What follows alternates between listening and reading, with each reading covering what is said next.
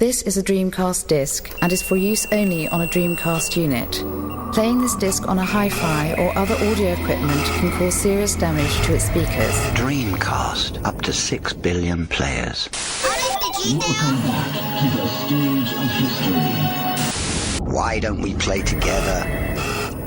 Hey, it's time to make some crazy money. Are you ready? Here we go!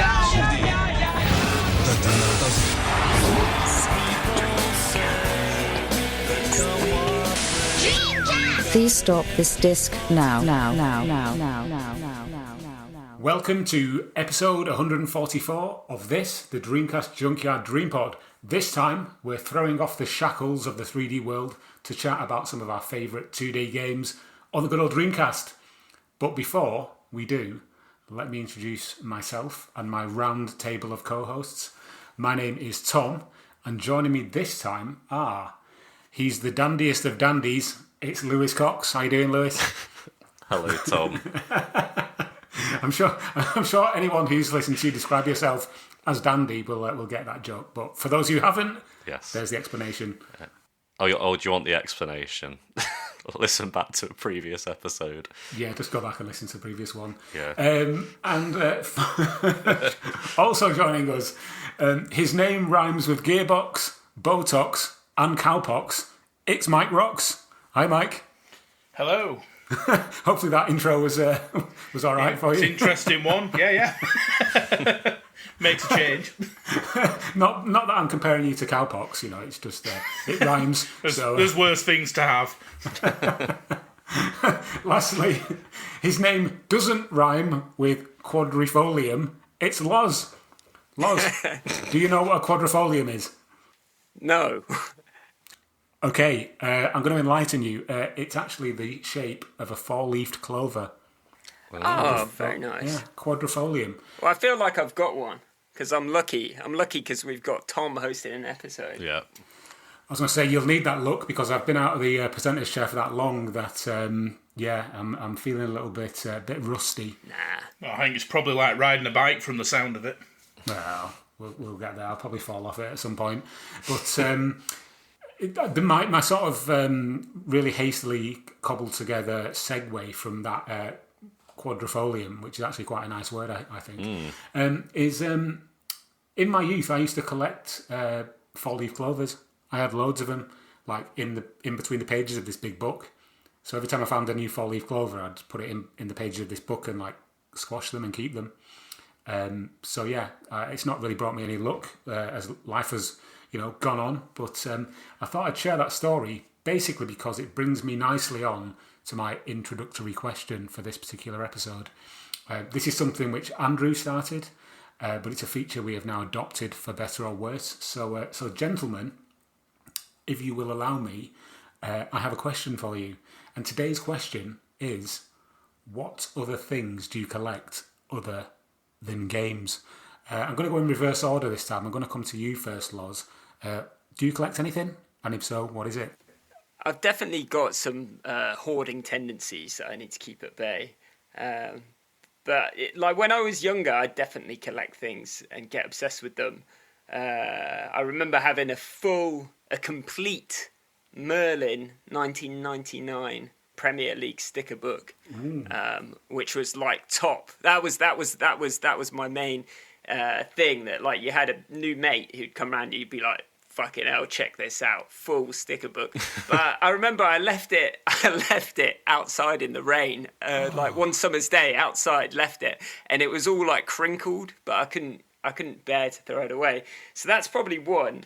But I mean, now I don't know. I collect like boring things like masses of DIY tools for jobs that I should have definitely hired a tradie for, and stuff like that. I had to replace a kitchen tap on Saturday. Thought it was going to take about an hour, and I started it and immediately regretted it. And it took like all day, lots of shouting, a few tears.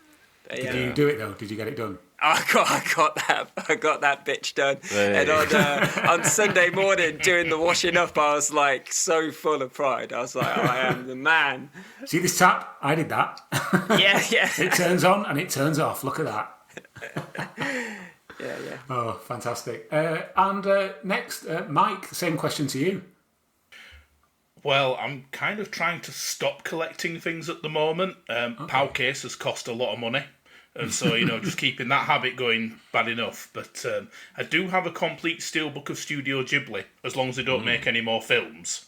Interesting. What's your favourite in that Studio Ghibli collection? Oh, it's got to be Princess Mononoke. It's Kiki's Delivery Service. No, the Telegraph just put out a top 50 animated, and they put Totoro at the top.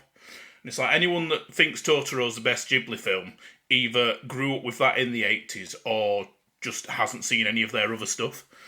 Yeah, it's not a bad film. I wouldn't say it was their best one. Obviously, the mascot of their company is in that film, really, isn't it? But yeah, they definitely have better. Like Kiki's Delivery Service, which is their best film, objectively. Though Kiki, yeah, I do have the big box. I think it's 25th anniversary for Kiki. Nice. It's like 15th anniversary for Howl's Moving Castle. But for some reason, they've not done Princess Mononoke yet, so I'm just waiting. That's the final thing for the collection. I'm going to get a big box Princess Mononoke. What is a big box? Has it got like Studio Canal based? Yeah, it's different things in them, like hardback art books. Kiki's got a tote bag in, I believe. And 100 floppy disks. And then just started getting into vinyl. Yeah, now the hipsters have got bored of it. It's like I feel like I can move into that a little bit. The next thing will be VHS tapes. You'll have oh god, no. an entire library 4K UHD. That's it. And Lewis, enlighten listeners. What do you collect? Yes, I like the other guys. I need to not collect as many things, and I'm also quite impulsive when it comes to collections. It's been CDs, now it's vinyl, Pokemon cards. I actually collect nowadays Digimon cards because they rebooted the trading card game. I think it was in 2020. They basically came out with a whole new trading card game. So me and my friend build decks with that. I don't like. That's kind of a weird one because my wife says I'm still collecting it, but I'm like, well, I'm not really buying them to put in a binder and just look at. Like I'm buying them to actually use. I guess it is still collecting, but yeah, I got to justify it somehow. Tried to collect Lego and then realised that you got to have unlimited money to collect Lego. Yeah. New and old. And then I think one of the sort of weirder things, not weird I suppose, but I think I've got about 30, maybe 40 tech decks in a shoebox. What is a tech deck? It is a fingerboard. Okay. And the reason, I really love skateboarding, and I love the deck graphics on the skateboard decks. They have amazing artists who create those skateboard decks, and unfortunately they get grinded and ruined, and then they get lost to time. But there is some good artwork there, and tech decks have official artwork, so it's kind of like collecting a mini version of the real thing. I liken it to when people collect model cars, but it's a model skateboard, and obviously you can flip them and do cool stuff with them. But yeah, honestly expected to say then, when people collect art. Yes. Skateboard decks are art, but yeah. I suppose I do have some art, but not in that kind of Ponzi way. Have you got some little vans that you wear on the end of your fingers when you're grinding? Oh, You can get those, the little shoes that you put on your fingers. I don't have any of those. I don't have finger shoes, but yeah. No. Well, thank you for sharing those collections. I don't really collect anything anymore. I suppose the only thing I've inadvertently started collecting is those little USB-C to USB, normal USB dongles that you put inside of your MacBook. Yeah. Every time I open a drawer, there seems to be about 20 of them. Yeah. Simply because I have a MacBook that doesn't have any other connections on it. It sounds like a Mac problem. It is, but definitely it's very highfalutin. I'm a Mac user type problem. But Tom, have you got ones that are a bit iffy, but you can't you can't bring yourself to throw them away just yet. Oh, loads. So you Yeah. You have to wiggle them. Right? yeah. I've even got some, for some reason, that are in the shape of like a gas can that goes on the back of a Jeep. Okay. With like a little handle and everything. I don't know why. I just got them off Amazon. Yeah. Do you know what I mean? Does it like wind up? It winds up like a washing line inside, does it? No, it's literally just shove it in. This sounds really, really fascinating to the listeners, I'm sure. But no, the only thing that I've actually got, which is a complete collection, is, do you remember back in the 90s? Well, it was around about Euro 95, in the Kellogg's cereals, they would give away these little... Oh, the little coins. No, they were little virtual, like, football display video things. They were like blue. And then I've got a couple of them. Yeah, you wiggled it and it had like a little 3-second animation of a footballer from either England or Scotland, like headering a ball or kicking a ball. I've got the full set of those. Nice. Virtual videos, I believe they were called, from Euro 96. So, that's a little glimpse into my life. USB dongles and defunct cereal toys. That reminds me of when I think it was in it was at the Millennium. They gave these little puzzle pieces with Walker's crisps of like Looney Tunes, and if you got all of them, you could make like a scene. And my dad got really into like getting them, and I think he actually like maybe bought his mate a beer for one of the pieces or something, just so he could finish the puzzle. And he put it in a frame. So for years, I had that in my room. But yeah, it was I think it said millennium on it. Oh right, yeah. So I yeah. love it. It's, all of this stuff is the kind of things that is immediately thrown into a skip as soon as you pop your clogs. You like walk past the skip in the street and it's just full of someone's shit that they've collected. I've just got visions of people dumpster diving for them now.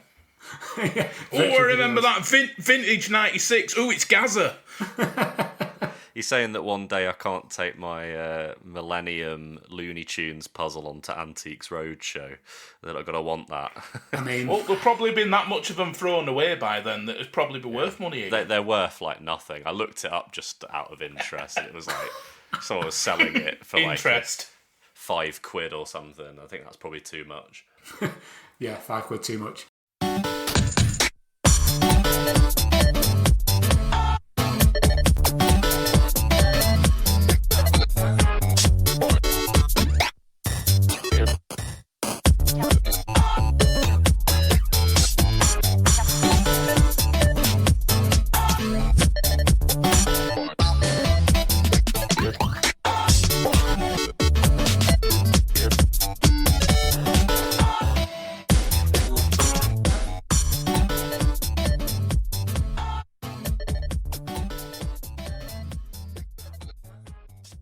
Right, thank you, gentlemen, for sharing that little glimpse into your own private lives.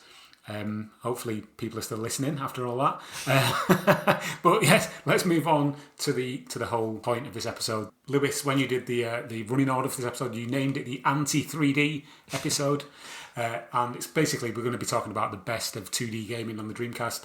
We're going to talk about some of our favourite 2D games, and also a little bit of a bonus round will be some of our picks for the worst offenders when it comes to low effort 3D Dreamcast games that we'd rather play a 2D game over.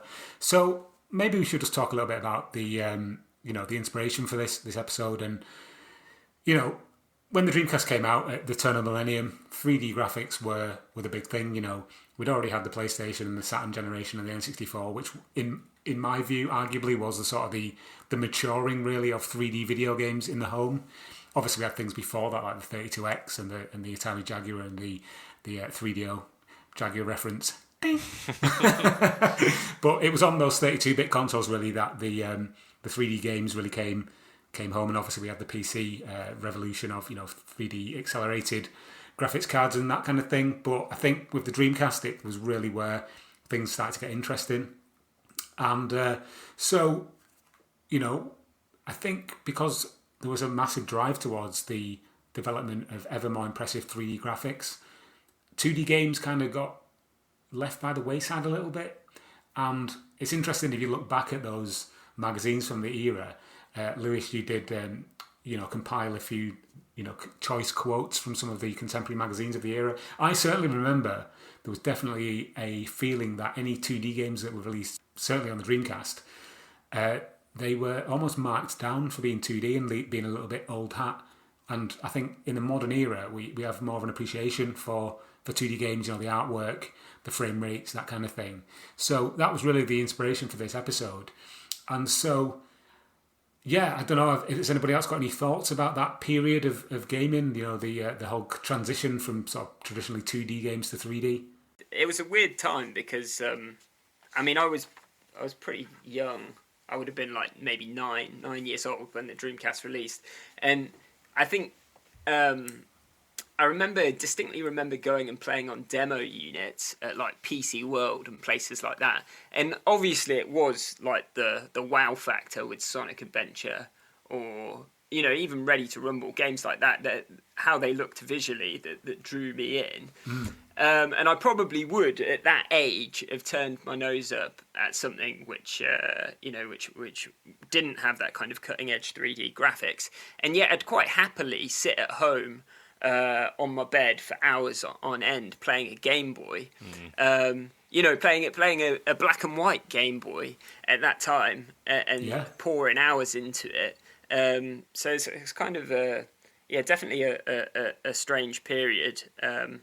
But I felt that maybe, I don't know, maybe the Dreamcast had to, and a big part of its appeal definitely was that it was released and it was so clearly visually superior to its contemporaries at the time, so the PS1 and the N64, obviously because it had the jump on their next consoles. So it's kind of understandable why that was a big part of its appeal. But clearly later on the library did manage to garner a lot of really high quality 2D games. Yeah, absolutely. And you've really helpfully compiled a really cool list, actually, of 2D games that were released in various territories around the world. And I'm just looking through the list now. We've got things like, there's some amazing games on these lists. The release list for PAL, obviously not as big as what gamers in Japan got. But, I suppose we have to be thankful for some of these because some of them really were quite, not esoteric, but kind of obscure things like JoJo's Bizarre Adventure coming to the Dreamcast in PAL territories. We had obviously the big hitters like Marvel vs. Capcom 1 and 2, Grand Theft Auto 2, the Street Fighter games. But I don't know, I just think that in that period when the onus or the sort of the focus rather was on 3D trailblazing graphics, the 2D games kind of got short shrift. Does that make sense? Yeah. I think a lot of it was from the marketing perspective, which goes back into like Sony's PS1, where in the West, particularly in America, their mantra was, if it's not 3D, we're not interested. Hence, there's like quite a few 2D games got a PAL release on the PS1 that never came out in America. But I also vividly remember everyone goes on about Castlevania Symphony of the Night now being like the OG of like sort of Metroidvania, founded all that. Well, obviously Metroid did as well, but it's like everyone now considers that an all-time classic. But at the time, it was merely considered good in like the gaming media because it was marked down for like 16-bit graphics. I remember Rayman being relatively popular on PS1 despite being 2D, which was interesting. It's one of Europe's best-selling PS1 games. Yeah. How much of that's down to bundling and overproduction, I don't know, but it is actually a really good game if you can get past how infuriating it is. There's Josh Plays Games or something on YouTube? He's got a fascinating revisit of that game, and I won't be touching that with a barge pole now because of the difficulty. It makes Dark Souls look easy, apparently. I think part of the reason why, looking at the games that were released in the different regions, one of the reasons why the PAL market and the North American market had fewer 2D games may have not strictly been because there was an aversion to 2D games, but just because of the genres in which 2D games were kind of prevalent those genres in and of themselves weren't particularly popular over here. It's much to do with the basically the arcade scene was on its arse over here. Yeah. So, but as Tom said, it's pretty. I mean, it's pretty amazing. Some of the stuff that they even did try here. I mean, like Bang.io. It amazes me that they like what was the decision making to release Bang.io here, but not release like some of the like top tier fighters that just stayed in Japan. I think. Well, to be fair, Virgin did pretty much put anything they could out in Europe, didn't they? Because JoJo's Bizarre Adventures Virgin as well. Yeah. I think speaking to Mike Arkin recently, he actually explained on the podcast that like it wasn't that much to publish games, you know, compared to maybe to develop them. So for them, they put out something like obscure like Super Magnetic Neo, and you know it wasn't too much of a loss for them. Yeah. So Bang.io. I mean, that game, as much as it's got good fun, it honestly, if you showed me that on a screen and said this is a Saturn import game, that's what it feels like, and it feels like it probably. Well, it started on the N64, didn't it? It did. It's an upgraded port. Yeah, it feels like it's slightly, like I play it and I'm thinking, it doesn't feel Dreamcasty despite being good, I guess. And I suppose one thing I want to note looking through the reviews is just to add, like, I think I cooked up in my brain that, like, I'm going to look at all these reviews of 2D games and they're all going to just be, like, slating, terrible reviews across the board. I found that, like, a lot of the kind of more negative reviews were a little bit more to do with other things. So, example, Giga Wing, that got criticised for maybe just being a bit out, like, not just the graphics, but like the gameplay wasn't quite inspired enough for the reviewers. And a lot of the reviews actually came across as quite well-rounded and didn't just go, this is 2D, this sucks, you know. The outlier to all this is the fighters. All of the Marvel vs. Capcom, Street Fighter games, they are top scores on average. I mean, Marvel vs. Capcom 2 is considered, I think it's like top 10 in our top 200. You know, that's an all-time Dreamcast classic. And I suppose it's because, even though it's 2D, I suppose it's the genre, you know, and people accept fighting games as good in 2D, you know, if that makes sense. Of course, yeah. Is it worth us just sort of briefly touching on some of the reviews, the contemporary reviews at this point? Yeah. You've very kindly compiled a couple of choice quotes here, Lewis, but again, going back to what I was talking about earlier on, I do distinctly remember reviewers and sort of UK games magazines being quite down on games that were, you know, traditionally two-dimensional. Mm-hmm. So here's a review of Bang.io from Sega Magazine in Germany, and this is what they say. It says, visually, the game presents itself as a flawless scroller. However, the lack of a third dimension prevents any sense of depth. The entire action is presented purely two-dimensionally. At first glance, despite the huge number of projectiles and the hostile rabble, it seems disappointing how little use is made of the Dreamcast's hardware capabilities. And I think that was what a lot of the negativity was kind of directed towards, the fact that the Dreamcast was championed as this amazing console. And I don't know if it's because attitudes have changed, but yes, it's a powerful console, but there is also space for 2D games that run flawlessly. You know, I'll move on and talk about a few others. Here's another one from a German magazine called Megafun. Is it Megafun?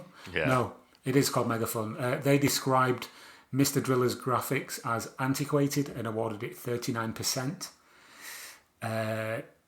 Yeah, that's harsh.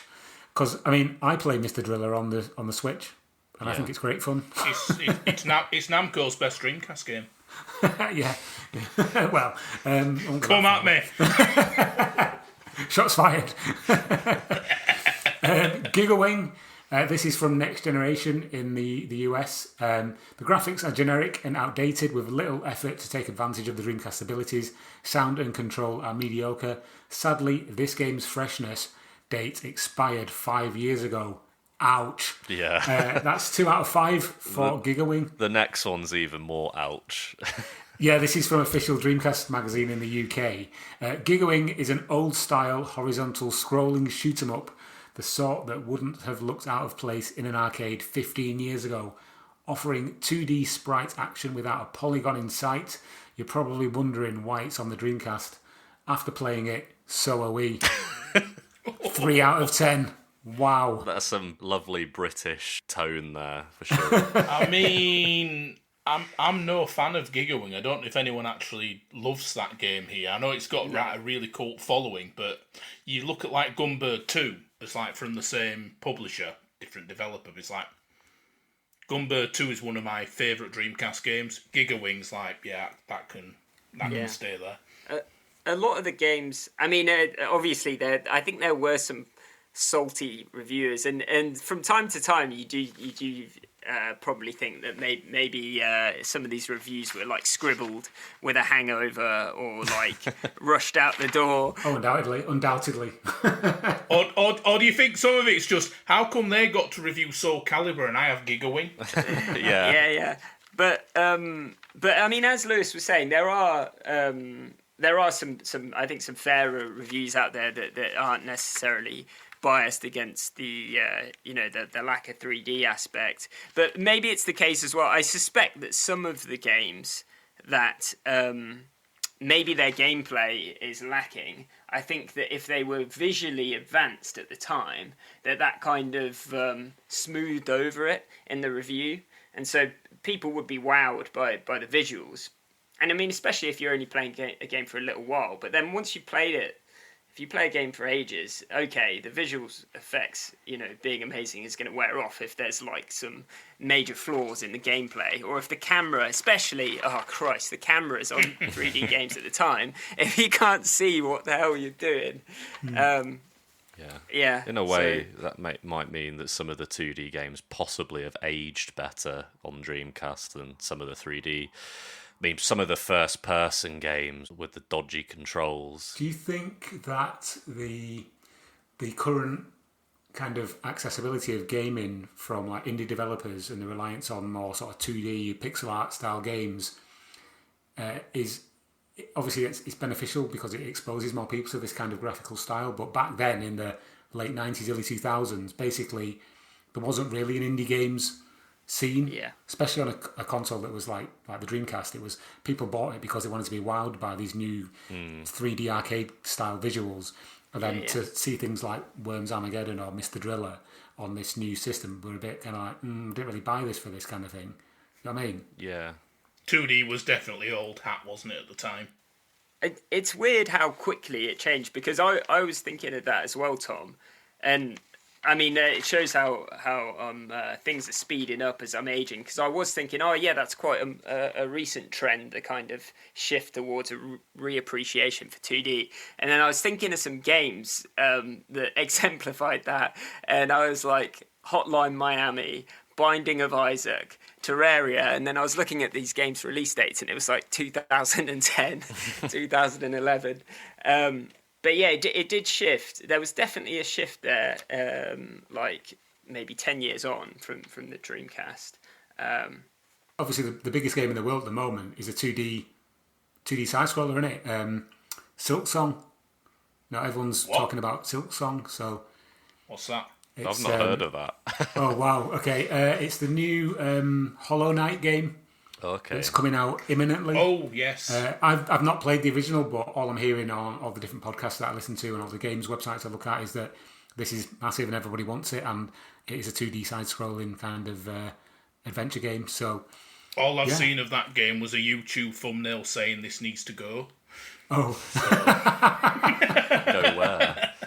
Maybe you can cut this entire bit out as well, Lewis. I mean, just cut the whole podcast. Everyone wants 3D. Yeah. Do you think price would be a factor? Because I mean, like, how much would Gigawing be on the Dreamcast versus Soul Calibur brand new? $39.99 and $39.99. Obviously, now we have like e-stores and stuff, and you can purchase a fairly cheap indie game that is 2D. and it's probably more accessible. Whereas back in the day, are you going to pick Soul Calibur, this like amazing 3D game, over something like Gigawing? Probably not. Yeah, there was basically two price points. There was two price points, wasn't there? It was $39.99 new release, $19.99 budget re-release, and pretty much everything slotted into those two categories. Yeah. Why are we picking on Gigawing? We can pick on something else. What we can pick on is those crappy collection games that were US exclusives. They're like Midway and Atari ones. Well, I think some of them came out here, but the Namco one, yeah. The Namco one is the main offender, I think. Yeah, that's like super low effort. Just because the PlayStation version had a full 3D museum to explore. And a bit where, is it like Pac-Man's on the toilet in that? That's I read that. Pretty much, yeah.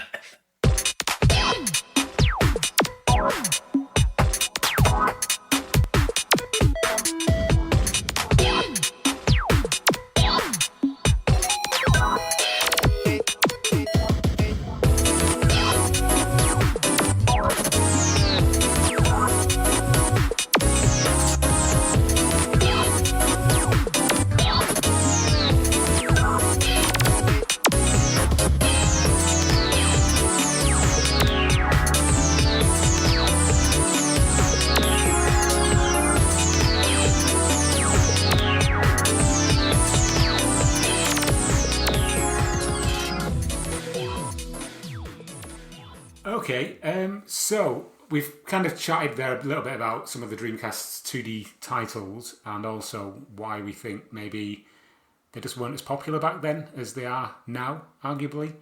Shall we move on to talk about some of the games that we do like on the Dreamcast that are 2D and chat a little bit about what we would pick if we had to choose one 2D title to praise?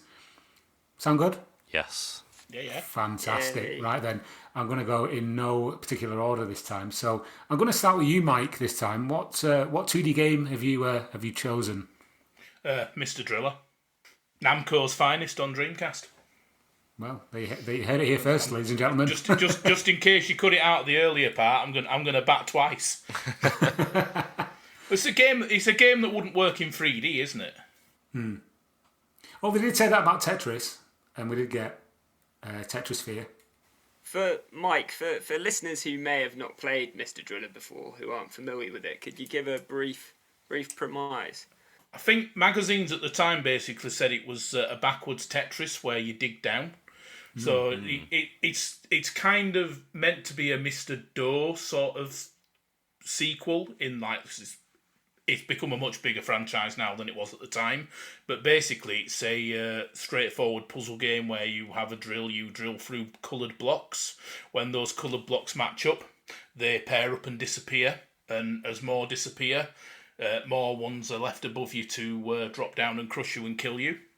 While you're drilling down it pit, you've got your oxygen to worry about. You've got your oxygen to worry about, so there's also oxygen blocks to pick up. And then the balance to that is there's these X blocks where if you drill into them, you lose health or basically oxygen at the same time. It's hard to explain, which is why it was always kind of a fun thing to say, like, this is Namco's best Dreamcast game. There was a PS2 versus Dreamcast YouTube video many years ago where they were having a fight and the PlayStation 2's thing was, all Namco thinks you're good for is Mr. Driller. But it's fast and it's really addictive. And especially like when the later version, like the GameCube came out, just how far you can drill down without dying. It's just the perfect puzzle game. And you can scream into your mic to control it, right? Oh, yeah. You can, yes. You can use expletives if you want, or you can just say drill, drill, drill in the microphone. It does actually work. I've tested it. Yeah, I don't think it's on the box, is it? But you can. No. Yeah. But then Namco also let you control the weapons on Soul Calibur with the fishing rod. Yeah. And it actually does map pretty well. Nice.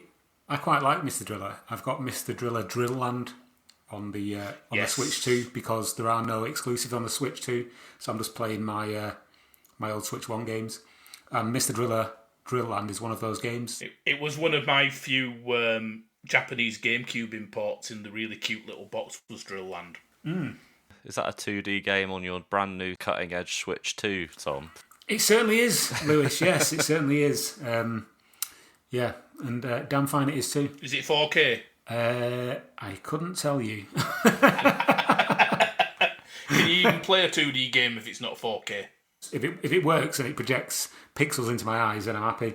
That's about it. I don't know about different counts of pixels. I'm not Digital Foundry. Cool. All right. Fantastic. Thank you, Mike, for that. Mr. Driller, excellent choice. I'm going to come to Lozz next. What have you gone for? Oof. I had a bit. Just a minute, Lozz. Just a sec. It sounded like you were like flicking through like papers then, like you were like a newsreader or something. Have you actually got notes? I've got fucking. Of course I have. Yes. I'm prepared. I'm prepared. God damn. So. Have you lost your page now? I am. I've completely been put off. Is it handwritten or typed? It's treatment. It's typed. You've typed it and then printed it out? I typed it and printed it. Is it laminated? Oh, no. No, I need to be able to make on-the-fly corrections to it, Mike, of course. Very good. So, anyway, enough of this. My choice. I struggled to pick a game. I had a few in the running. But I won't do that thing that Harvey, Pizza Hotline, always does, where he comes on and like says 10 games, and he always says the ones that I'm gonna speak about as well. But so the one I went for in the end is a game called Radirgy, which is a vertical shoot 'em up developed by Milestone, and it was first released to arcades in 2005, I believe, and then it received a Dreamcast port that was published in February of 2006. And I mean, I have very fond memories of this game because it was I think it was the only officially licensed Dreamcast game that I ever actually bought whilst it was current, because I was late to the console. And so whilst everyone else was like pre-ordering Gears of War or whatever, I had this on pre-order from Lixang. And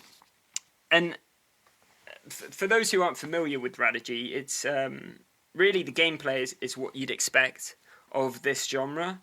So from a top-down view, you control a mech through like endless fights with the onslaught of enemies, and that's interspersed by these big boss battles, which are characteristic of a shmup. And there is some depth there, provided by like a need to balance the score multiplier and the shield systems. And you can also choose the mechs with like different speeds and different strengths, so there's some replayability there. But I mean, really, it's basic mechanics, kind of bread and butter shmup. There's not a great deal to write home about that. But what really makes it shine is the art style and music. Yeah. And they combine like perfectly to build this really distinctive, kitschy world in a way that I think is pretty unrivaled by the other shmups on the console. There's other shmups that are probably technically more competent, but in terms of the world building, I think Radirgy is kind of unrivaled. So it has like these cel-shaded graphics with really vivid colours that like push it very far. They're very nearly garish, but they never quite get there. And the soundtrack matches that vibe. It's like this kind of suitably left field, quirky electronic music. So overall, I think it's a sublime game, and to me, it feels like an ideal match for the Dreamcast. Yeah, I love the presentation of it. Is it supposed to look like it's taking place on like a mobile phone screen? Like the little envelope for a message popping up. They actually do have interactions from the characters pop up as well, and There is a translated patch you can get as well, and it's even better doing that because you can see all these different things that the characters are saying, and like weather forecasts pop up and stuff. And, and the backgrounds. At first, when you first start playing it, it's quite kind of generic. You're kind of going over like trees and stuff, but like they do gradually change and things pop up and. Yeah, it's a really good looking game. Sorry, Lozz, I was going to say I've got a little bit of a bone of contention with this choice because it's actually full of polygons. So, oh really? Does that really make it a 2D game? I know it's on a 2D plane. Well, I think the list of games was like 2D playing games, wasn't it? In the end, I think it's tricky. It's tricky, Tom. I don't know if I'm just thick, but the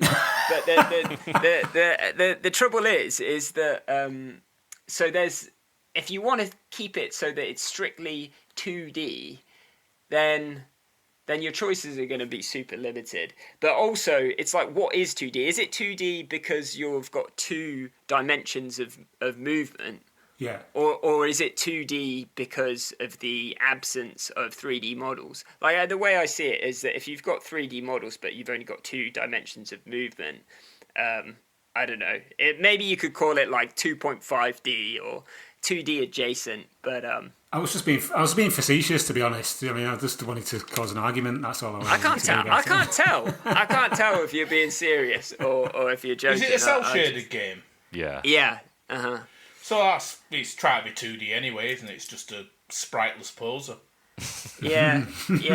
I mean, back should have put then, on the box, spriteless poser.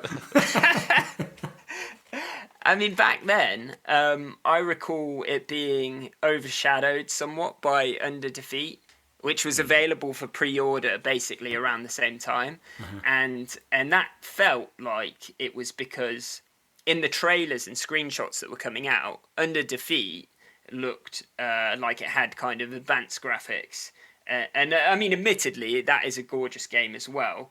But Radirgy, especially in the screenshots where you didn't see movement, it did look a bit bland, and there was a lot of claims at the time. Oh, this looks like it's been made with Macromedia Flash, basically, and it did show, because from what I've been able to gather, Radirgy had a print run of about 4,000 copies, whereas Under Defeat, I think, sold out its 10,000 copy run. How much of that was down to the fact that they'd run out of jewel cases? Because Under Defeat shipped in a DVD case because I think it was Sega were out of the Dreamcast jewel cases by then. Yeah, maybe people were just desperate to have DVD cases. I know Mike Phelan was not keen on that. It's a great choice. I mean, I'm a big fan of this game. I did write a sort of retrospective on the Dreamcast Junkyard blog several years ago. When was it? Probably about 2016 at this point. I did quite like it. I like the visual style. I like the gameplay. I like all of the little cutscenes, the really stylized sort of manga-esque cartoon sequences that sort of intersperse between the different levels. It's a great game. I also discovered that the true title is Radio Allergy. That's where the name sort of, it's a portmanteau, I believe. Yeah. One of the characters is allergic to radio waves, I think, is the plot, which just makes it like extra Japanese and zany, and I love it. There was, I'll just briefly, I've got a couple of reviews here for it. IGN actually reviewed it at the time, which was kind of, a bit strange, I suppose. But they gave it a pretty reasonable review, 6.5 out of 10. But it was kind of besmirched by this claim that they made, which was, the music is run-of-the-mill electronica, which is best replaced by the Space Channel 5 soundtrack, which is just wrong. You're wrong. That's a terrible opinion. At least they didn't say there was too much water. Yeah. That's apples and oranges. And then Borders Down, which I think is still running, which is like an import gaming community. They gave it an 8 out of 10. And they said that Radirgy is a breath of fresh air in a genre that is so often lacking in originality, which I think it hits a nail on the head. I think that's why I like it, because like there's a lot of shooters that are, despite being good, quite, they're just spaceships shooting at things, whereas this one's kind of got a little bit of like something extra. like a bit of charm for itself. Great box art as well. Yes, it's probably one of my favourite game covers, just because, like, I think I put it up on Twitter once and said, "What do you guys think this game is?" Like, without context, and people were like guessing all kinds of things. Like, is it a dating sim or like, you know, some random like puzzle game? Like, they couldn't figure it out. So, yeah, I love it. I didn't know if Lozz wanted to briefly mention his true 2D pick that was going to be your other pick. I mean, I'd have to be very brief, I think. So I've been yapping a lot. My other pick that I was close to going for was Worms World Party, and I think the only reason I didn't is because I already talked about that game quite a lot on the online episode. But yeah, shout out to Team 17. I mean, you know, representing the UK the right way. Possibly the only good Titus published game.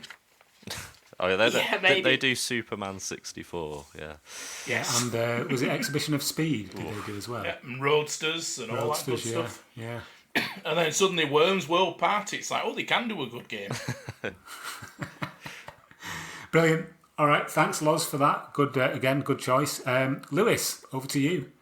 I went for, and it does have 3D in it, but it's it almost feels like an afterthought, and that is Elemental Gimmick Gear, or EGG, which was it didn't come out in Europe, but it came out in America and Japan.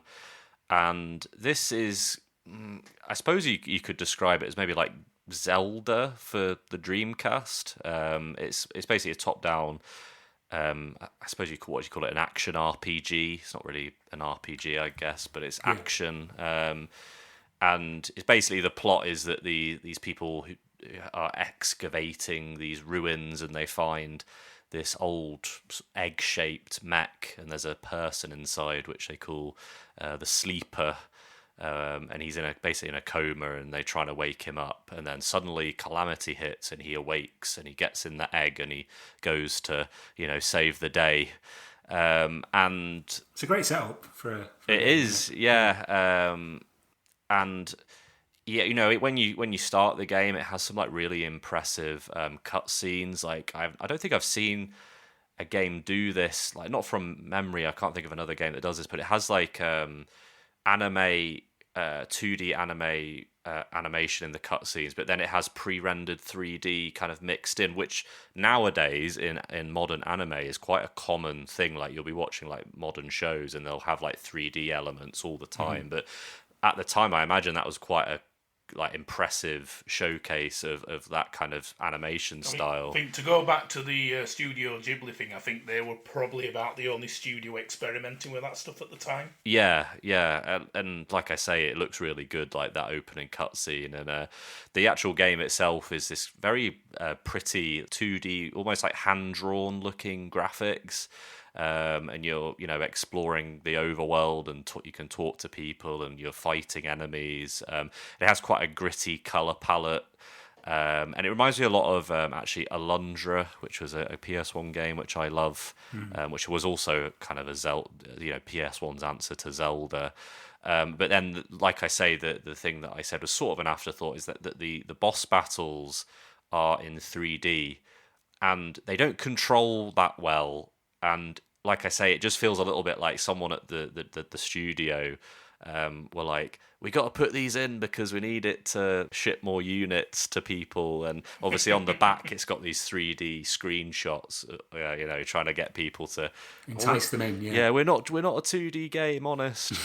The only thing that lets the game down is the pretty spotty translation. Like, it's pretty, like it needed about maybe 4 more goes over in the editor's suite before they should have shipped that. Like, some of the translation is like pretty shocking and needs some extra proofreading. But yeah, it definitely comes up a lot on whenever we've posted about Elemental Gimmick Gear on Twitter. Like, everyone really like is either like, what's this game? This is really interesting, or saying, please post more egg content, you know. So yeah, it's a good one, and definitely worth a try. Yeah, it's a really good choice. It's one of them games that I've seen mentioned many a time in like the best games on the Dreamcast, that you might not have played. I've played it for about an hour. I did intend to get into it, but for some reason I put it aside and never went back to it. But it's a really intriguing game, and it's one of those games that is a little puzzling as to why it didn't receive a PAL release, because obviously the as you say, the translation is a little bit spotty, but it was essentially done. So why it wasn't translated over to... Because they had to do another 4 languages afterwards. That's true. Yeah, that's a good point. Yeah, okay. They couldn't even get the English in it right, so... Imagine that in French and Spanish. Yeah. I've been playing this game like for the last week or so. I hadn't actually ever played it before, and when I saw that Lewis had picked it, I thought, well, I'd best give it a bash. And I really enjoyed it. I've been going back to it for an hour at a time. There's definitely some potentially like punishing aspects of it, because it will let you progress into areas where you're probably not quite ready for yet, or you haven't yet picked up the necessary upgrades which you missed elsewhere, and you'll just be kind of slapped around. It doesn't hold your hand, does it? No, it doesn't at all. And I have had to, as much as I tried to resist, I have had to use a guide once or twice. And I thought maybe back in the day, if I had it and I didn't have ready access to the internet, I would have just been screwed, because I was just missing there's parts early on where you have to spin in a kind of socket that's in the ground to open a door or something, and I just walked past that shit a million times. Maybe that's where I've been going wrong. Yeah, maybe. Just curl up in a ball and spin around on the floor, Mike. It solves everything. The one thing about the boss battles, I do tend to agree. It does feel like maybe they've been thrown in there under pressure. Because they do feel out of place. They do look good, but just to add, they do look quite good, though, the 3D. They're very polished. They do look quite good. There's an interesting interview with the developers of this game that was included in the Japanese complete guide, and there's a website, I can't remember the name of it off the top of my head, that translated it, and the developers are talking about how, what the inspiration was for the 2D, and they're kind of saying, well, it might be our personal taste, it might be because we wanted to go against the current of the time. That's interesting. Yeah. But then they also say, oh, but the Dreamcast is a polygon machine, isn't it? So that's why we had to do the 3D boss battles. Okay. Maybe they just were playing around with the Dreamcast and they're like, oh, I've got to throw a bit of 3D in there, why not? Well, it's a great choice. Again, they've all been great choices so far. I suppose the dice has landed on me now then. So, my choice for this is a game that was actually released in 2014, so way after the Dreamcast's kind of demise, if you want to call it that. But that game is Stormwind. And Stormwind, as I'm sure you are aware, is a 2D side-scrolling shooter with occasional levels which allow you to move up and down and back and forwards and this kind of thing. But it's a traditional spaceship-based shooter with an interesting weapon mechanic. The game started life as an Atari Jaguar CD project, I believe, called Native. There you go. You got your second reference in. Yeah, that's 2 now. 2. Actually, it might be 3 because I think I mentioned the Jaguar earlier on as well. Well, you got the console and the add-on now, so yeah. So 2 for 2. Good. There's actually a reference to the Atari Jaguar in this game. In one of the levels, a load of boxes fall from a piece of the gantry at the top of the stage, and they've got little Jaguar logos on them. So that's cool. Interestingly, not included in the Switch re-release. Anyway, I'm getting sidetracked. So this game, the reason I enjoy it so much is because it was just, it didn't come out of the blue, because a lot of people were really looking forward to it coming out, and there are a number of articles written by Aaron, one of our previous writers on the Junkyard, where he was anticipating the release of this game because it was delayed so much. But then when it did finally hit, everyone was quite kind of wowed with this blend of, you've got this really cool 2D sprite work, and then you've got this kind of almost FMV style background elements blended together, and it's really impressive, especially for, it was a game that came out on the Dreamcast, and it came out in 2014. Way later than the Dreamcast that had any right to be playing host of games of this graphical quality. Obviously we've got a burgeoning indie and homebrew scene at the moment with all these 3D things and ports coming out, but back then it was a little bit different because we're in that kind of in-between period where the only games that were really getting released for the Dreamcast were almost, inverted commas, low effort shmups. It was just a wash with them, and then to have something as visually impressive as Stormwind, and it's not even just the visuals, it's the music, it's the gameplay mechanic, of having your lives tied to these weapon systems. It's all the different bonuses that you can unlock. It's the high scores that you can upload to an internet web page. You can record your gameplay footage to an SD card if you've got one connected. All these little innovative little touches that really kind of made it the complete package. And I think Duranic did a stellar job on this game. I don't know if anyone else got any thoughts on Stormwind. It's very late Neo Geo-esque, isn't it? Yeah. Beautiful rendered, pre-rendered, sprites and things. I only played it last year for the first time, and really, it looks so good. Even it now. Does. Yeah. I love this game. Great pick. I think it quite frequently tops. Maybe I might be wrong, but I'm pretty sure it tends to score quite highly in our top 200 amongst the indie titles. I think it's the highest rated indie game in that. I think. Yeah. Duranic. It was in the works for a long time, and I think that probably helped because it obviously it wasn't rushed out, which is the case. It seems to be with some games, but. The whole package was there as well because Red Spot Games did a really, really good job publishing this game initially. I just remember I've got the copy in front of me now, and it's got this nice reversible cover with a meaty manual with loads of detail. Have you got the original Red Spot one? Yeah. Yeah. Mm-hmm. Yeah, I've only got the re-release from Josh Prod. I think it was. I was going to say, it's one of those games that just keeps selling out, isn't it? Yeah. Yeah. The one, they also did that massive collector's edition that actually came... a lot of collector's edition often come with trash, but this one came with a plushy...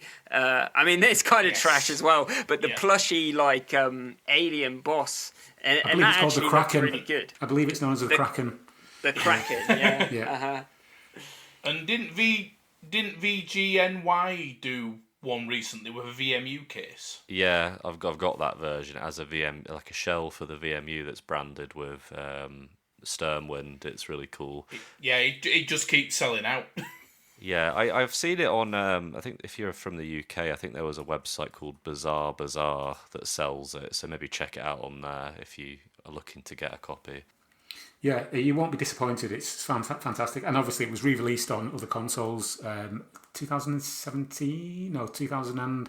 When was it? It would have been 2017. Yeah, on the Switch and a couple of other consoles, I believe. Obviously somebody saw the majesty of Stormwind, or Stormwind. I can't remember what the name is, but I've got a Mill CD that was put out where Duranic did the visuals for that. Oh, was it Remute? I've still got Remute, and I've still got the balloons. So you got some gold balloons with it. Oh, have you still got the balloons? Yeah. Still got the balloons.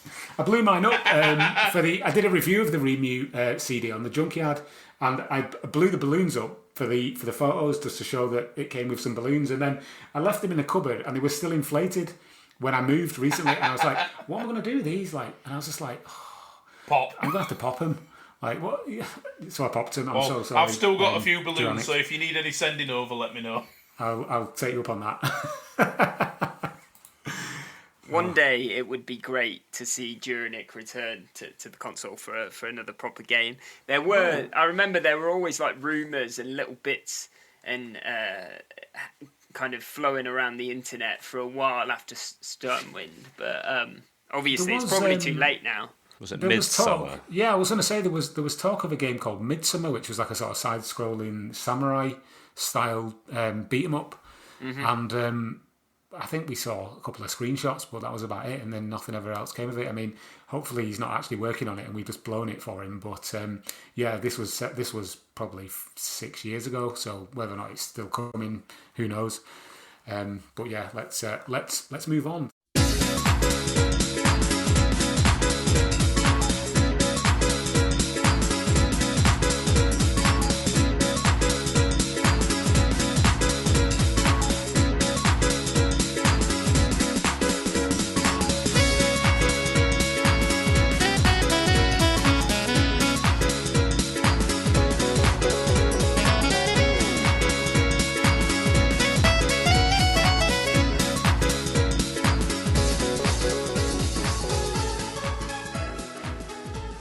So yeah, those are some great 2D picks from the Dreamcast library.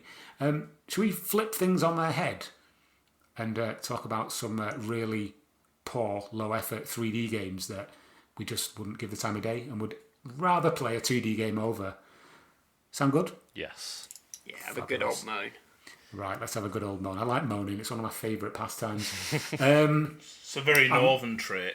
Oh yeah, I do love a good moan. It's just cathartic, isn't it? Get it out of your system. Yeah, I'm going to come to you first, Lozz. I don't really agree with this one. I can see the thing, but yeah, I'm going to let you go and tell me why you think it's garbage. You're just winding me up today, Tom. You carry on shuffling your papers and tell us what you're going to talk about. I'm going to talk about the absolute piece of shit that is Wild Metal. And if anyone, especially Tom, likes this game, then they're just morons. You can cut that bit. No, don't. Please leave it in. It's true. So Wild Metal is, I suppose it's a vehicular combat game that was developed by DMA and published by Rockstar on the Dreamcast. So yeah, I remember seeing the Rockstar logo in the corner of the game case when I was like perusing secondhand games in the early noughties. And obviously the hype around GTA at the time was huge. And I was like, oh, Rockstar game on the Dreamcast. And I bought it. And I was severely disappointed. It's got like this very simple premise that it doesn't explain at all. I don't think you'd actually know anything unless you read the manual. So you're just kind of That was what you were in. meant to do back in the day, though. Well, yeah, back in the day.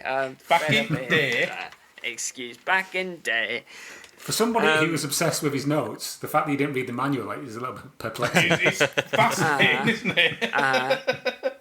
Yeah, well, I'm a complex man. And this game, so you're dumped into this like undetermined future age where there's sentient robots roaming around, taking over the place, and you're just tasked with stopping them. And the gameplay is like equally straightforward. You're literally just tasked with level after level, just destroying the enemy robots that are there, collecting the items, and then returning to your starting point. And I mean, in and of itself, those factors don't have to make a poor game, but there's really very few redeeming features with this one. Like, contrary to my 2D game pick, the worlds you're placed in Wild Metal, they just feel so drab, and they're really like sparsely populated and repetitive, and there's no background music at all. Well, unless my GD-ROM or Dreamcast have been playing it, but I don't think there's any background music. And then on top of that, Wild Metal has this type of janky camera controls that were very common in the early 3D era. And I mean, as far as I'm concerned, all that adds up to a pretty boring experience. And I think it's one that hasn't really aged all that well on the console. It's an interesting pick. For me, I wouldn't say it was like one of the worst bottom of the barrel games, but like, you know, it's purely average. I like you. I played it on the Dreamcast, and I think I was aware of it because the the original game was on the PC, wasn't it? It was called Wild Metal Country. Wild Metal Country, yeah. Yeah, for some reason they ditched the country moniker from the Dreamcast one, for some reason, God knows why. But what I liked about it was lining up the trajectory of the shots from your tank, almost a little bit like something like Battlezone. Do you know what I mean? There was a kind of weight to the projectiles, and maybe it was just that I had not really much else to play at the time, that I kind of enjoyed it for its simplicity. I think it fits in with like the Rage Dreamcast games, like Incoming. It's just a mediocre PC game with some very nice 3D graphics for the time. Yeah, that's a good point. There's just no depth to it. Mm-hmm. There's a couple of reviews I've got here, and I think there are some people that really appreciated the how you were talking about there, Tom, about the kind of firing mechanics, and so the IGN review, they gave it 8.3 out of 10. Oh, wow. And they claim that it's basically a true hardcore gamers game. So they're saying that it lacks flash and glitz, but it's got these involving physics that you're meant to just kind of get into. But then GameSpot gave it a 3.7 out of 10. So there's a massive range on the reviews. Yeah. Okay. No, interesting choice. Interesting. There's some very interesting games actually in this list. To answer Lozz's question about the music, I've just checked out some gameplay, and literally it's just and that's it. No music. Music costs money. Yeah. There's another game that's quite famous that doesn't have any music. It's called Trevor McFur in the Crescent Galaxy, and that's also on the Atari Jaguar. So, I'm getting the Jaguar references. That's in number 4. Now that was your favourite of the 2D shooters on the Jaguar, was it? I think there was Raiden was on it as well, wasn't it? I think Raiden. Yeah, it was. Yeah, Raiden. I don't think that had any music either. Weird. No space on the cartridge. Shall I go next? I'm going to break with tradition. Yeah, go for it. And I'm going to go next. So my pick for this category is a game that I'm sure you're all familiar with.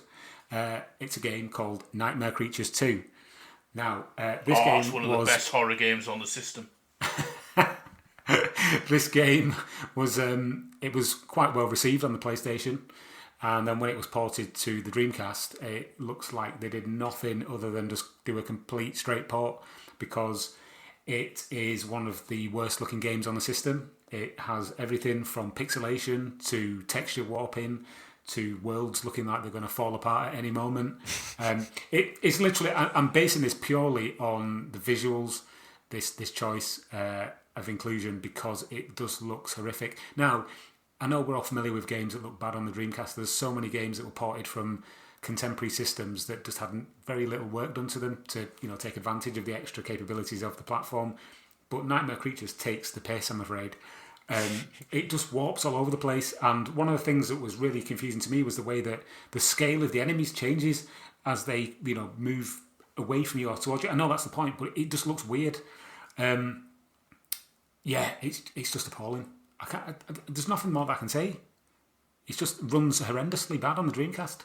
I've never played this game before, and I played it because I know you've said how bad it is, so I was like, I need to see it for myself. And yeah, you know what, it sucks because like you say, the PS1 version got good reviews, and when you're playing it on Dreamcast, like the atmosphere and the music and the characters, I was quite intrigued by it. I was like, this seems pretty good. Yeah. It's very dark and foreboding. But yeah, like you say, your character's just in front of like this really pixely background. But the thing is, as well, is like some of the models aren't like PS1 models, but then all the backgrounds will be, and it's just so jarring. Yeah, it was for me. It was a toss up between this and Urban Chaos, which is another like really like lazy sloppy port from. I was going to say PS1, but the interesting thing about Urban Chaos is that the Dreamcast version has graphics options, so you can turn like the detail level up and down, or you can turn the backgrounds on and off, weird things like that. So I'm wondering if it actually came from the PC. But Nightmare Creatures 2 is just it's a mess of a port. I don't know what they were thinking when they put that across. See, I got off the first level of Nightmare Creatures 2 and suddenly found I was really enjoying it, but I just don't know if I was just like in the zone at the time. But there's a few people I've spoken to that have said it's actually like a really good game if you give it the chance. But I just can't get over the fact that this is like Callisto did 2 Dreamcast games. One of them's like one of the most impressive games on the system, and then Nightmare Creatures 2 came out as well. Yeah, absolutely. There's other things that I had an issue with when I played this back in the day. One of them was the fact that when you lock onto an enemy, you can't like unlock onto it, if that's the right term. So you're basically facing it until it's dead. So even if you run to the other end of the level, I think the saddest thing is it's a Konami published game as well. Yeah. So yeah, that's my my choice, Nightmare Creatures 2, with a sprinkling of Urban Chaos just for good measure. Mike, I'm going to come to you next. Oh, no. I mean, it's been rehashed already, but I'm going to go with the 7th Cross Evolution. I think it's the correct way of putting all that title together. Yes. What on earth is this? That I'm done. What is this mess? I've seen. I've said in a previous pod. I've seen videos on YouTube where it suddenly turns into like this elaborate fighting game, like Survival of the Fittest and all that. But all I know of the game is you're in this really badly rendered pond that's got these really annoying sounding crabs coming chasing after you, and you're just a blob. Yeah. And that seems to be like it for like the first 20 hours of the game.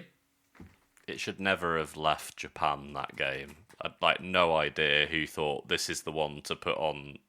You know, even the fact it came to America, you know, thank God we had sense in Europe. You've done a retrospective on this, Tom. What did you think of it? Yeah, I mean, it's not my favourite game by any means, but it's a very odd one.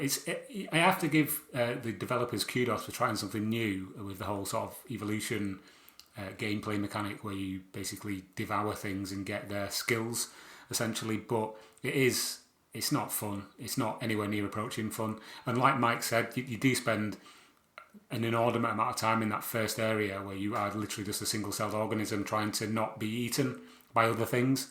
If you can get through that, you know, then you can grow into something with legs and like move into the next area. But it's more of the same, to be honest. And yeah, there are interesting things away from the main gameplay. So, you know, you're combining different bits of DNA and that kind of thing for different skills. But it's not fun. It's the opposite of fun. We're going to 90s football commentary. It's a nice idea. It's a shame about the execution.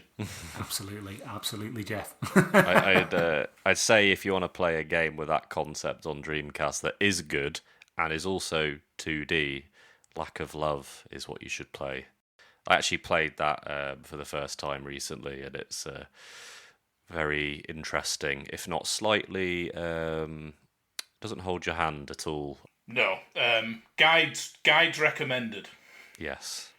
I came across that one with Consolevania, if anybody remembers that.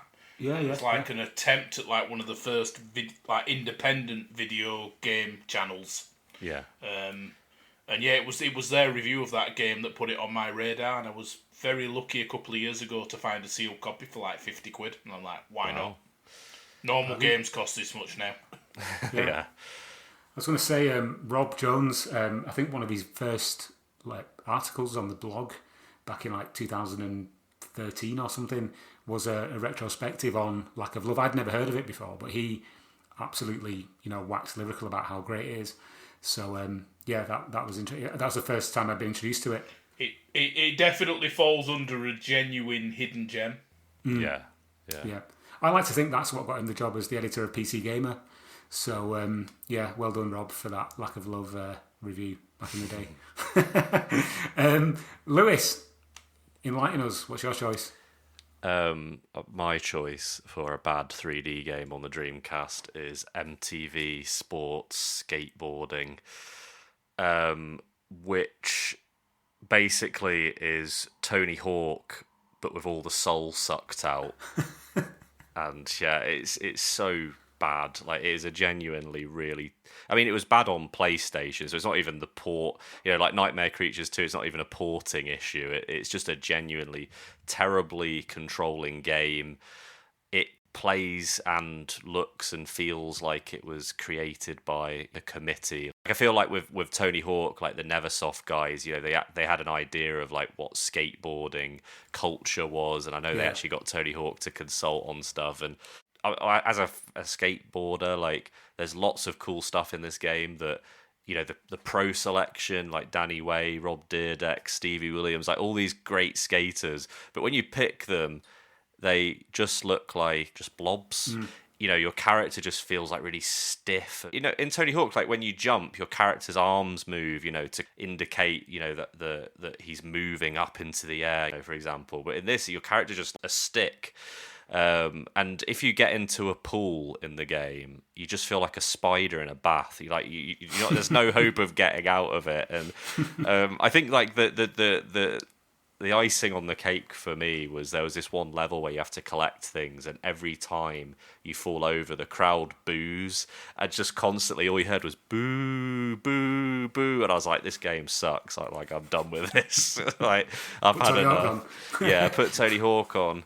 It was basically THQ going, Tony Hawk's done well, mate, that, to a co-developer that had no interest in skateboarding. Yeah, and it has the track "Heaven Is a Half Pipe" by OPM. At least in heaven I can skate. Except this game doesn't make you want to skate to that song. Yeah, it's really bad. Don't play it, and it's a shame because the soundtrack is really cool. So yeah. Well, yeah, being MTV adjacent, you'd hope it had a good soundtrack, wouldn't you? I do remember playing this only briefly, like many years ago, and I think I had exactly the same experience, expecting Tony Hawk, and like getting. I don't know, me on a skateboard. It was just bad, and I just remember thinking, this is not much cop, and just not ever going back to it, so I can totally appreciate where you're coming from. The thing that's mad is this game came out fall of 2000, and that was the same time Tony Hawk 2 came out. 2, isn't it? Yeah. And it's like, just you shouldn't have even bothered, lads. My take on this is that there were a lot of Tony Hawk clones that came out around the time, and I would have had more respect if they'd have just tried something different, like the Thrasher Skate and Destroy game is very janky, but I respect it for actually trying something different. Isn't Thrasher pre-Tony Hawk though as well? I think they were developed around the same time, perhaps. I want to say, is it the Thrasher developers that went on to do the scooter game? Freestyle Scooter and Grind Session. You're thinking of Grind Session, Mike. Yeah. The only other issue, the contention I would have there with Lewis is that the roster of skaters on this game is poor. Let's be real. I mean, you reckon? Yeah, I mean, it's too vert-focused, and these names, Danny Way, Colin McKay, boring. Josh Callis is decent, I'll take that. But the soundtrack on this as well is decent, but it's just not got enough tracks. It's got like a dozen tracks. They're very good. Deftones, Cypress Hill, Goldfinger, Pennywise, but there's just not enough. That's actually quite a lot for a game back then, though. One thing that is actually cool that Tony Hawk should do is on the loading screen you can select which song you want to skate to. That is the only good thing about this game. There you go. Well, at least we're ending on a high. Always a positive. Always a positive.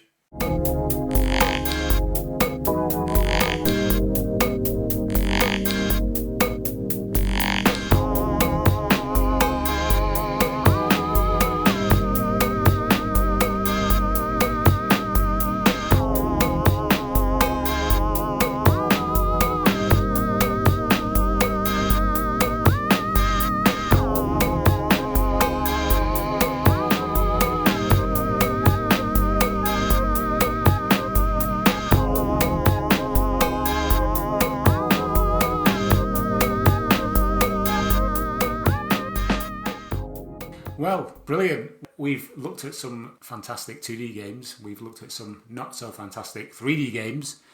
I think we've pretty much come to the end of this particular episode. Is there anything else anybody wants to give a shout out to, any games that you feel need a mention, or just anything really?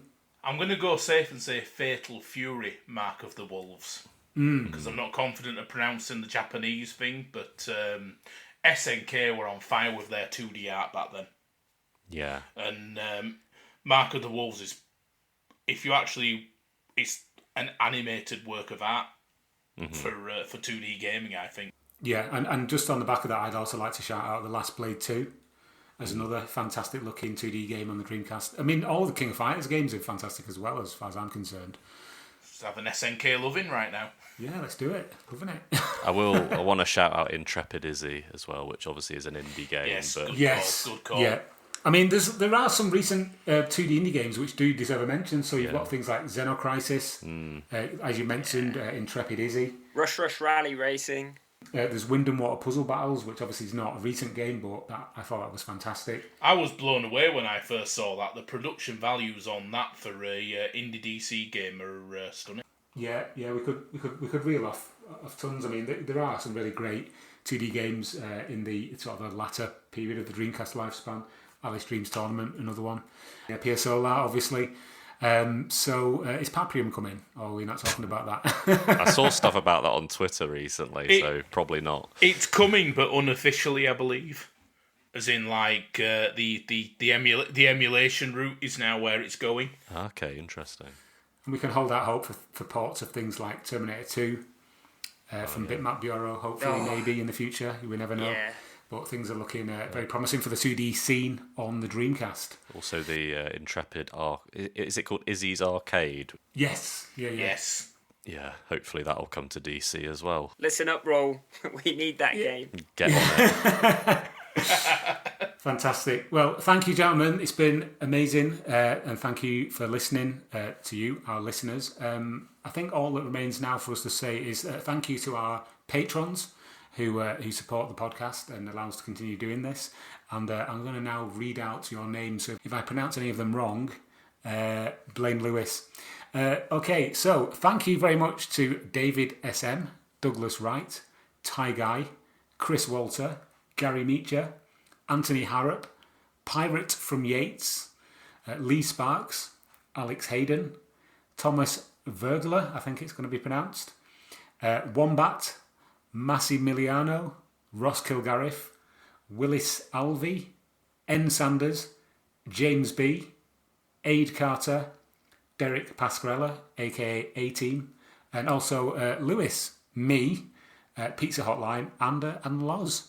So yeah, thank you to everybody who supports the podcast via Patreon. It's very much appreciated. Just on the note, you just mentioned Pizza Hotline. He has just put up on his Bandcamp I think it's a DJ mix that you can get the CD of, but it's in the style of a US Dreamcast game. So go check that out and support our pal who makes cracking music. Sounds better than the MTV skateboarding soundtrack. Yes. Where can you all be found on social media if you'd like to give your details out, your handles? Mike, where can you be found? I'm a Dreamcast librarian or DC librarian, but nothing worth looking at, so don't worry about me. Yeah, don't bother looking at Mike's stuff. Lewis, where can people find you? Lewis JFC, which isn't a sports team. Football club. Yeah, Football club. It is my initials. But yeah, that's on Twitter and Blue Sky. So yeah, go check that out. Excellent. And yourself, Lozz? I've kind of stopped using the social media, so I'd just say check out the Junkyard's profiles. Search the Dreamcast Junkyard, you'll find us. Go to the blog, dreamcastjunkyard.co.uk. I have got a couple of articles in the works that have been cooking for a while, so yeah. Fantastic. Get ready. I'm gonna be put to task very soon. Lewis has been very keen in pointing out I need to do X, Y, and Z write-ups for things. So yes. Cracking the whip. Really bad in that last one. So yeah, cracking the whip. And what about you, Tom? You can't find me online. You just have to put your lips together and blow. And I'll appear as ever at the window at midnight, screaming, probably naked as well. Might be drunk. Very, drunk. very honoured to be on a Tom-hosted podcast, to be fair. You're very welcome. It's great to finally converse with you. Makes a change from doing the news. Yeah. One last thing before we go. Lewis, do we have like a blue sky or something that you can sort of mention? Yes, it is the Dreamcast but that's also our Blue Sky account. Anyway, just search for us on there. You'll find us. Brilliant. Okay, well, once again, thank you to you, our listeners, for listening and supporting the podcast and the blog. And thank you to you guys who have actually just spent the last nearly 2 hours talking garbage about Dreamcast games. Join us on the next exciting instalment. Until next time, goodbye.